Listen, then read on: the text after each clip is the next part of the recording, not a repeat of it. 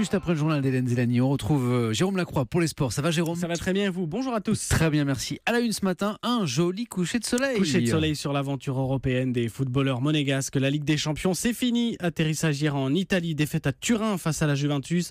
2-1 en demi-finale. Retour, les hommes de la Principauté, membres du dernier carré. Ils auront porté cette saison l'étendard Ligue 1, en Turquie, en Angleterre, en Allemagne, revenant à chaque fois victorieux et révélant. Kylian Mbappé, le si talentueux attaquant, désormais membre des Bleus, c'est encore lui qui a marqué hier soir à Turin.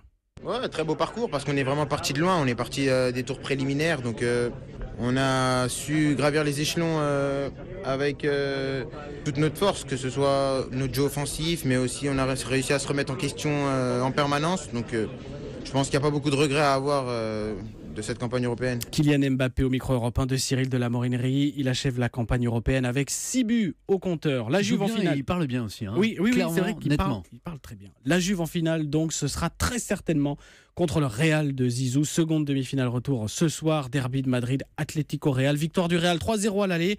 Finale le 3 juin à Cardiff au Pays de Galles. Jérôme, le mot sport du jour. Monstrueux comme le sont les hockeyeurs sur glace canadiens, double champion olympique en titre, double champion du monde en titre. Ils sont candidats à leur succession aux mondiaux qui se déroulent depuis vendredi en partie en France. Alors pour l'instant, pour eux, 3 matchs, 3 victoires. Bien sûr, les scores 4-1, 7-2, 6-0. Tout va bien. Et ces Canadiens, eh bien, ce sont les prochains adversaires des Bleus demain. 4e match sur 7 vous voulez en venir. du premier tour. La tâche est incommensurable, reconnaît le sélectionneur Dave Henderson. Mais je le rappelle, les Français ont dominé il y a 3 jours dans ce même mondial. Les Finlandais, eux, vice-champions du monde. Il n'y a rien de fait. Toutes les équipes peuvent battre toutes les équipes. Je veux dire, c'est ouvert.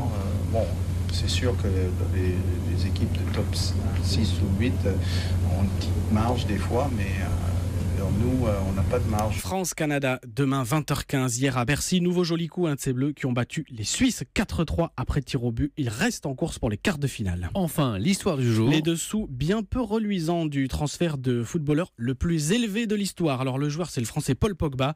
L'année dernière, de la Juve à Manchester United, évalué à 105 millions d'euros depuis dans cette transaction. L'agent de Pogba, l'Italo-Argentin Mino Raiola, aurait pris une jolie commission. 49 millions d'euros sur ce seul transfert. Tout cela grâce à une petite combine révélée hier par Mediapart, être l'agent du joueur, mais aussi de chacun des 2 clubs, de la Juve et de Manchester, et être ainsi rémunéré par toutes les parties. Astucieux, c'est malin, mais illégal. Zut. La FIFA a ouvert une enquête. Merci beaucoup Jérôme.